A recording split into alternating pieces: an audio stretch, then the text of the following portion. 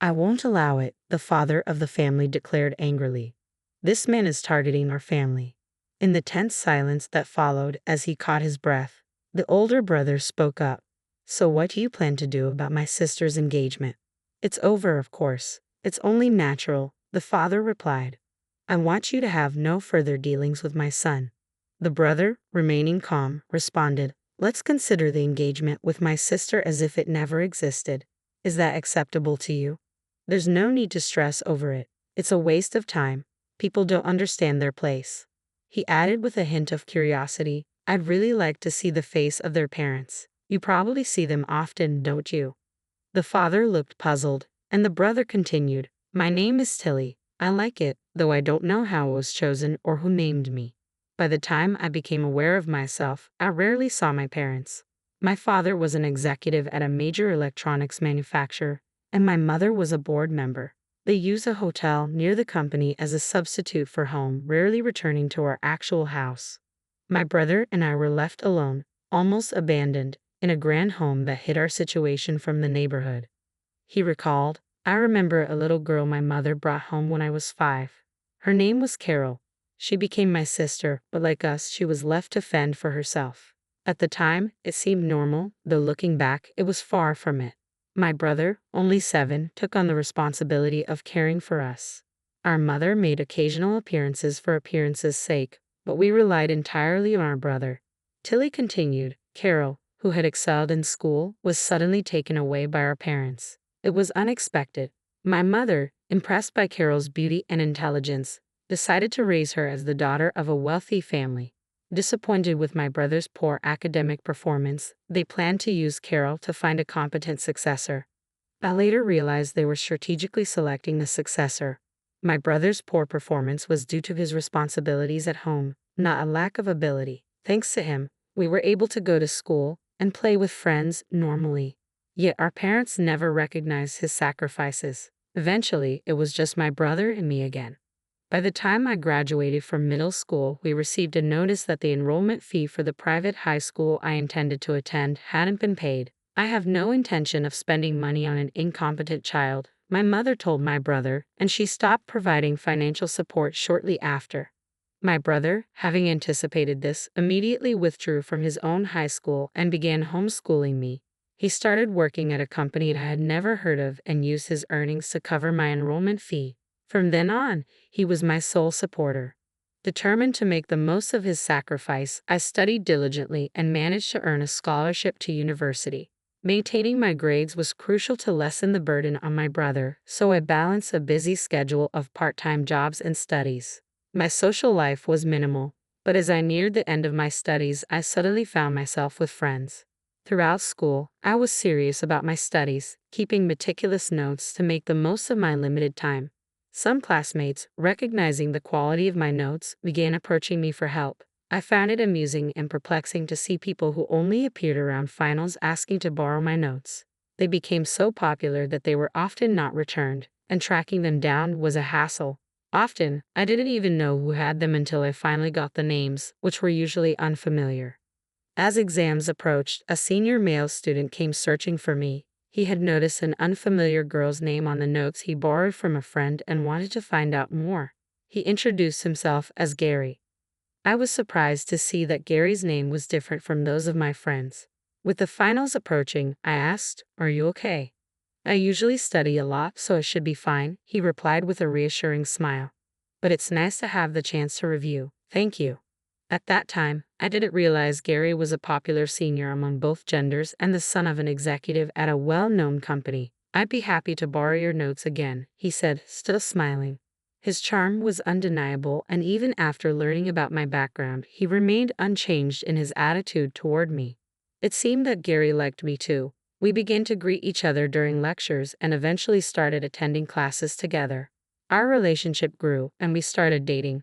Despite being surrounded by people who flattered him due to his popularity, Gary was deeply concerned about the pressures of his parents' expectations and the envy that came with potential job offers through connections. I wasn't concerned with social appearances or pretenses, which seemed to give Gary some relief. Even though I was too busy to share my family situation with friends, I couldn't keep it hidden from Gary. He listened without pity and expressed a genuine desire to help whenever I was in trouble. His supportive nature made me fall for him all over again. After graduating, Gary joined his father's company as planned. The following year, I graduated and started working at a trading company. 2 years later, we got engaged. Gary arranged a dinner at a high-end restaurant for both families to meet. On the day of the meeting, my brother attended in place of my parents who couldn't make it. As soon as the meal began, Gary's father voiced his dissatisfaction.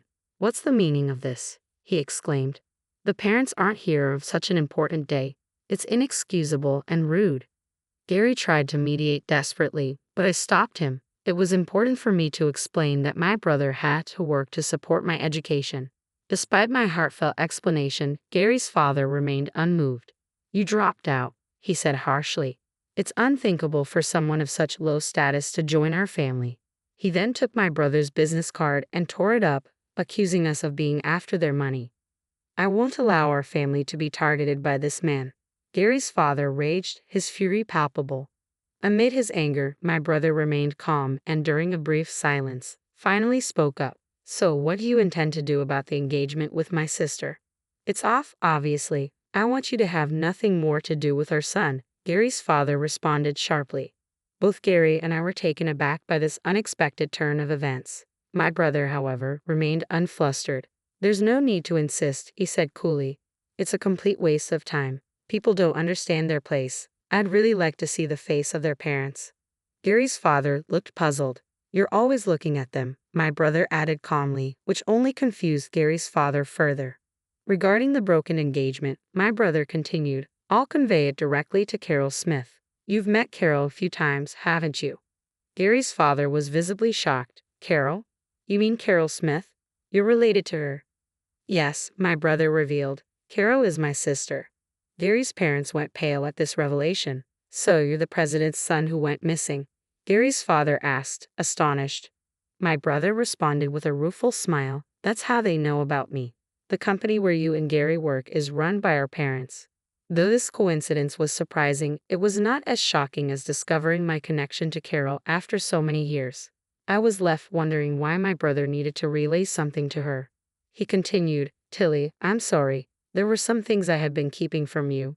I thought it wouldn't be a problem if the engagement went smoothly. Actually, there had been discussions about an engagement between Gary and Carol, which neither you nor Gary knew about." I was stunned by this revelation. My brother's story was not yet over. "In fact, I've been in contact with Carol recently, but only for business-related reasons," he added.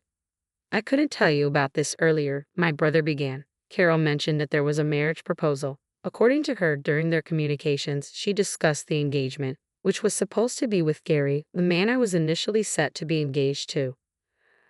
I had suspected that Gary had moved on to another woman, but upon Carol's investigation, it turned out that this engagement was something our parents were orchestrating behind the scenes.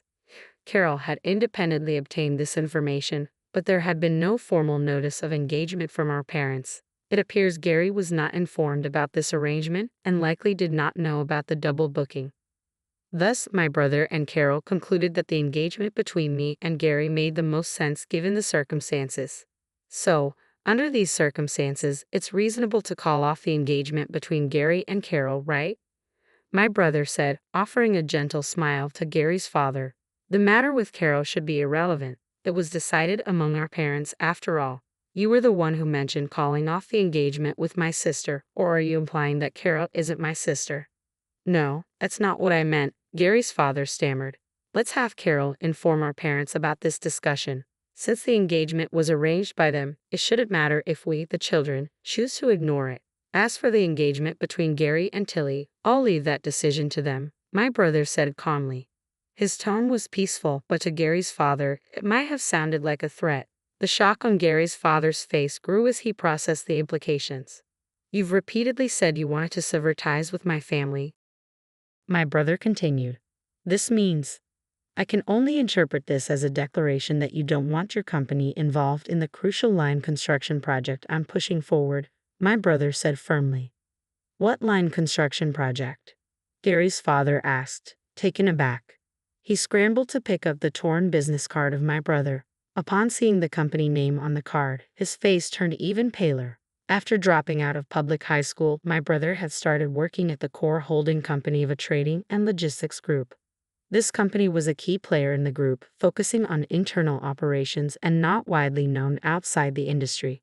Through his hard work, my brother had caught the attention of the president, received a de facto handover from the outgoing president, and made significant contributions to the company's expansion.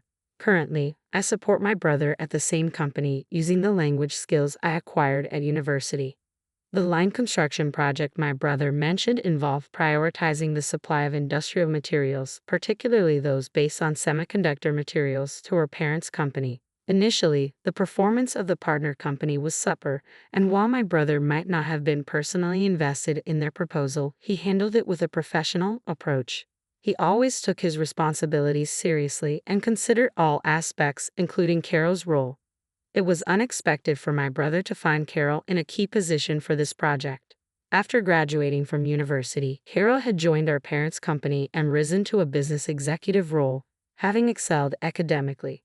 When they reunited after a long time, Carol and my brother exchanged information and identified several issues. One of these was the overlapping engagements with Gary, which had already been resolved. The other issue was related to the pipeline construction project. For my brother, this project was crucial for proving the integrity and reliability of the supply chain. Before the founder and benefactor of the company retired, he aimed to ensure both peace of mind and continued business growth. To achieve this, he wanted to evaluate the operational capabilities of the partner companies and, more importantly, the qualities of their executives. Carol, who had grown into an intelligent and virtuous person, might have influenced our parents' approach to handling people or even contributed to their personal growth. My brother used his business acumen to objectively assess the situation, turning our engagement meeting into an opportunity for evaluation. Our parents showed little interest in the meeting and made no effort to get to know my partner. The true nature of Gary's father became clear through his behavior towards subordinates and the increasing gossip about him. The current character of his friends and our parents also became evident.